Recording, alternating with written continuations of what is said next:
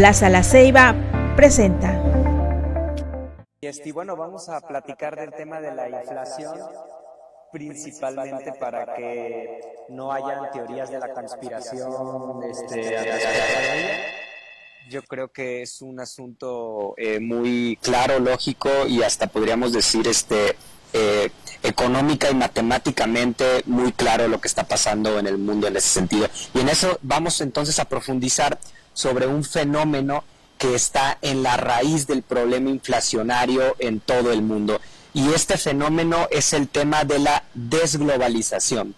Y para entender la desglobalización, es decir, la ruptura del proceso de globalización, tendríamos que entender entonces qué es la globalización, para entender cómo eso que fue ahora ya se encuentra en plena ruptura, ¿no?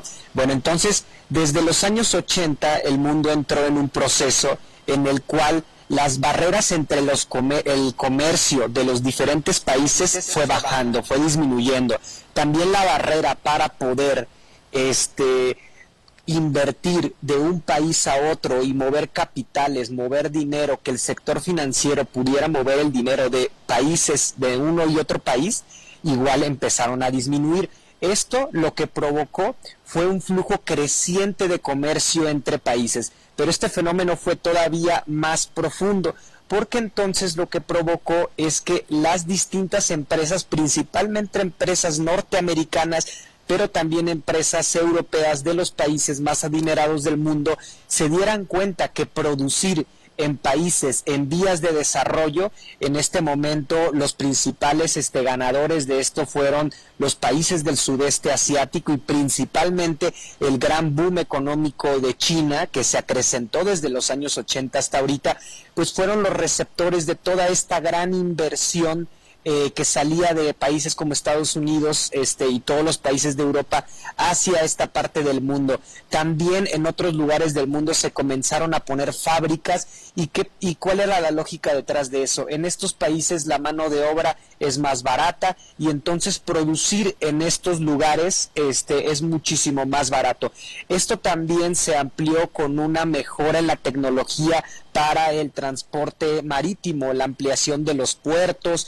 Todo este tipo de cosas provocó que entonces los bienes y servicios y principalmente los productos que comprábamos fueran muchísimo más baratos y entonces muchos países comenzaron a importar muchos productos de afuera. México también capitalizó esta proceso globalizatorio con el fortalecimiento de lo que es el Bajío, la zona de León, Guanajuato, Querétaro, todas las maquiladoras del norte del país han sido grandes beneficiarias de este proceso globalizatorio. Entonces, en ese sentido, este proceso de globalización trajo consigo tres cosas muy importantes. Primero que nada, una baja inflación, porque los productos ahora salían más baratos porque se estaban produciendo en donde eran más baratos producirse. También un alto crecimiento económico, sobre todo en los países que lograron capitalizar este tipo de inversión, y en este caso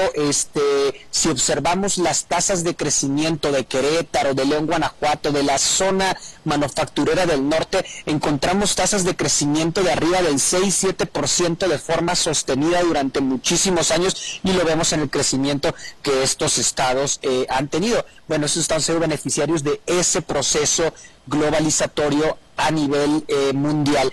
Y por otro lado, también un fortalecimiento muy fuerte del sector financiero. Ahora, ¿por qué decimos que todo esto se está resquebrajando? Con el advenimiento del COVID-19, con las cuarentenas impulsadas, porque como no teníamos vacunas, teníamos que aguantar para que no hubiera tantas muertes hasta que se descubriera la vacuna y se produjera en grandes cantidades, para que ahora sí pudiéramos salir a las calles y ya poder vernos a la cara. Pues esto provocó, en este periodo de cuarentena, provocó que las cadenas de suministros, que los países se cerraran, que las cadenas de suministros de los puertos se volvieran mucho más ineficientes, que se saturaran, como ya lo hemos platicado aquí. Pero este proceso está provocando cosas también muy interesantes, porque ahora esas mismas empresas que en los años 80, 90 habían decidido mover sus fábricas a países como Vietnam, como Singapur, como Marruecos, para poder producir bienes de forma más barata, ahora se están dando cuenta que es mejor tenerlas más cerca de sus casas, ya sea en frente de su mercado objetivo, que por lo menos casi siempre es Estados Unidos, y también en México que con el Tratado de Libre Comercio que tenemos, es muy robusto el hecho de que vayamos a seguir teniendo un libre tránsito de mercancías y de capitales entre México y Estados Unidos. Entonces ese proceso permite a las empresas decir, ¿sabes qué? Vamos a comenzar a producir estos productos de forma más fuerte en México o en mismo Estados Unidos, para no depender tanto de las cadenas de suministros que ahora son demasiado frágiles, y que el día de mañana, por ejemplo, con el caso de la guerra entre Rusia y Ucrania, pues el día de mañana si un dictador en Rusia o en China se enoja conmigo, como la guerra comercial que hay con Estados Unidos, y deciden cerrar la llave, o nosotros o mi gobierno decide penalizarlos, y eso afecta el comercio, pues va a afectar mis fábricas, va a afectar mis productos, y entonces mejor tener las cadenas de suministro y tener a las fábricas más cerca de aquí. Esto va a provocar muchas cosas sumamente interesantes. Primero que nada, va a provocar una inversión extranjera directa en México muy fuerte, y esta ya la estamos viendo. La inversión extranjera directa en México está rompiendo récords, está aumentando de forma muy fuerte en México. El truco obviamente es poder capitalizarlas. Pero por otro lado hay un fenómeno muy interesante en el tema del trabajo, tanto en Estados Unidos como en México. En Estados Unidos ahorita tienen un nivel de desempleo muy pequeño, dado todas las políticas que han realizado para salir de la crisis económica. La economía, digamos, se encuentra avanzando a pasos muy fuertes, y esto ha provocado un desempleo muy pequeño. Entonces, ¿cuál es el problema de los Estados Unidos? Básica y llanamente, no encuentran más trabajadores. Cuando no encuentras más trabajadores, pues le tienes que pagar más a los trabajadores que tienes disponible. Por lo tanto, las remesas en Estados Unidos han estado aumentando, porque ahora los migrantes y todos los trabajadores norteamericanos han estado aumentando su nivel de salario porque no encuentran más trabajadores. Entonces eso provoca que México tenga un flujo importante de inversión extranjera directa y un flujo importante de remesas.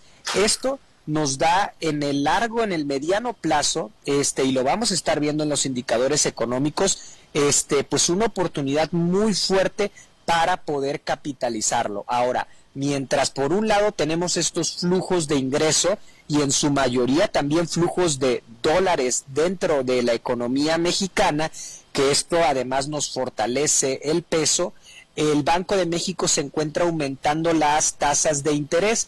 Esto hace, de forma triste, esto hace que la economía se vuelva un poquito más lenta. Entonces tenemos un efecto, digamos, que para arriba, y otro efecto que nos va enganchando para abajo. Pero este efecto que nos está enganchando para abajo nos permite que nuestra moneda no se devalúe cada vez que Estados Unidos aumenta sus tasas de interés. Entonces, para hacer un resumen, traemos un proceso de desglobalización muy profundo, cada vez se va a ir acrecentando más. Traemos una inflación que desgraciadamente va a continuar, va a seguir siendo un asunto persistente que nos va a estar acompañando como mínimo este año, y muy probablemente el próximo año también nos acompaña este proceso de inflación.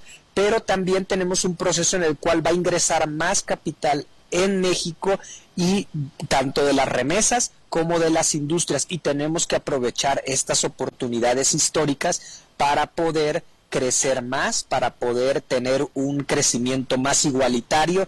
Y en este sentido, pues el sur es importante que empiece a traer inversión extranjera, que dé facilidades a estas empresas para que se instalen en México, en el sur, y generen entonces una economía más fuerte para el trabajo. Y bueno, esto sí es una parte que le corresponde tanto al gobierno federal como al gobierno estatal, el hacer estas relaciones y traerlos para acá, dar estas facilidades y entonces empujar la economía más allá. Obviamente qué bueno que se está haciendo lo de la parte petrolera y de la refinería, pero más allá de esto, para tener un futuro más diversificado. Y bueno, este sería mi comentario.